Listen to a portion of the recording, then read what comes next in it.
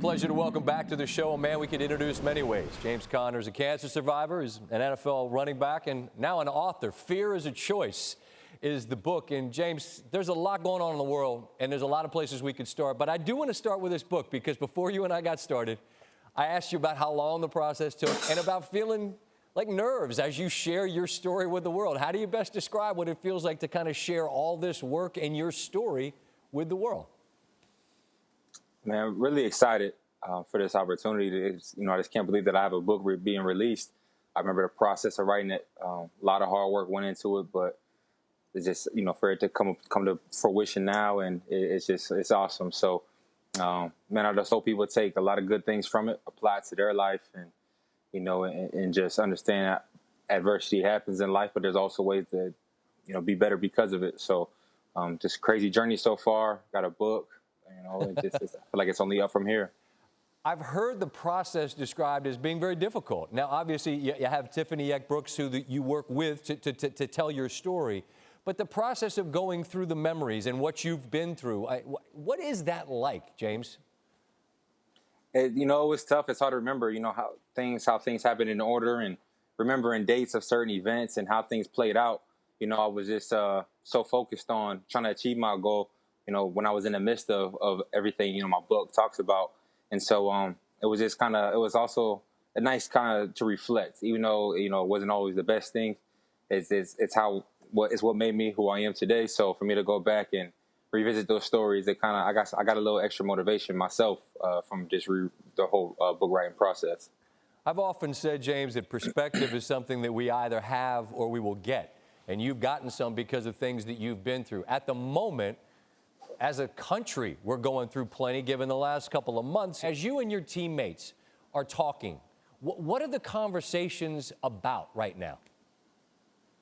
We're just talking about things, obviously, that's going on. Our Coach T, during our meetings, he was really hurt from it. A lot of the whole team, we were all hurt by the recent actions and, the shape that this country's in. And so it's, we're just trying to rally together, stay positive. Just because a lot of people think it's just black and white. It's a lot bigger than that. And so we're just trying to stay positive through it all, work on things to how we can address change and how we can be impactful going forward and trying to make a difference, in this country. Because, things are right and we need change really, really fast. So, we're just talking about things like that and just trying to handle our business as well for on the field, but also off it. And I can't imagine, trying to juggle a spring where college football doesn't have spring ball and NFL doesn't have OTAs, and who knows what's going to happen with camp and who knows what's going to happen. I wonder how you focus on your work, right? You got to stay in shape. You got to get your mind and your body right for the process that is to come. How much do you even focus on or talk about football? Is there room for that right now? It's like everything, that has to kind of take a back seat, but we're just dealing with it. People, you have to take it upon themselves to stay in shape and stay active and be ready for when we get back together. It's going to be kind of, tough for some people not having the training camp and that acclimation period. But I think you just have to be strong-willed, self-motivated so you can stay in shape and be able to come back and play football when we get back together. But like you said, there's other issues, that kind of need to be solved right now. And that's what we're doing a lot of time talking about, just trying to find a fine balance, for both right now. Pittsburgh means so much. The Steelers mean so much to the city. We came up to camp up in Latrobe, as they call it locally there, and then that's not going to happen this year. Everything feels just off. And I realize there are bigger issues, but just as it relates to what your job is and playing football, how do you think, James, the process will go when you guys finally get back together and try to figure out what it all looks like? You know what I mean?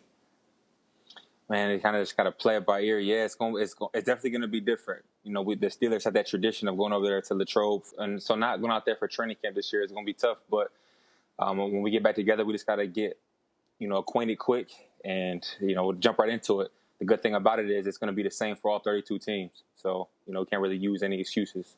True. And you get the big guy back. Obviously, last year, you guys, the way you fought to give yourself a chance at the playoffs, given Roethlisberger not being around, how do you best describe sort of what he represents to that franchise, having been the guy as long as he has? Man, it's everything for him to be back and be healthy. and just to take the field with a Super Bowl champion, that means so much. Just a guy who knows what it takes to win, and has been there and done that before. So that's our ultimate goal. So for him to be back out there and healthy, I'm gonna play my butt off for him, and I just can't wait to be out there with and have his presence, his leadership. I know everything is just gonna get ramped up. When big number 7, like you say, takes the field, it's gonna be huge. So you guys write the next chapters in football life and what you guys can do as a team and bringing about change and all the rest this fall. That remains to be seen. On the way out, just as if there's something from Fear is a Choice that you could share with our viewers, just the essence of what this is they're going to learn, what would you say that is, James? Get a perspective from a positive and being positive about it. There's so much negativity going on right now. And I think just with this book, we really try to make it a timeless piece as to where, we know that problems are going to happen in life. And it's something that you always can revert back to and try to figure out a way to get past it. I don't have all the answers, but I feel like I've been blessed enough to get through some certain things with a positive mindset. So I just try to share that. That was the whole inspiration behind the whole book, is just, constant tweets and messages and people coming up to me, telling me how much I inspired them. So, I just wanted to get it on paper and have it be something that they can always go back to and apply to their own life.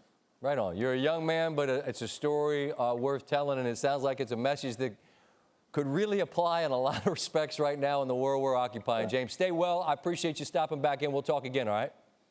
Awesome. Thank you. So good to see you again. Thank you, James. Thanks for watching ESPN on YouTube. For live streaming sports and premium content, subscribe to ESPN+.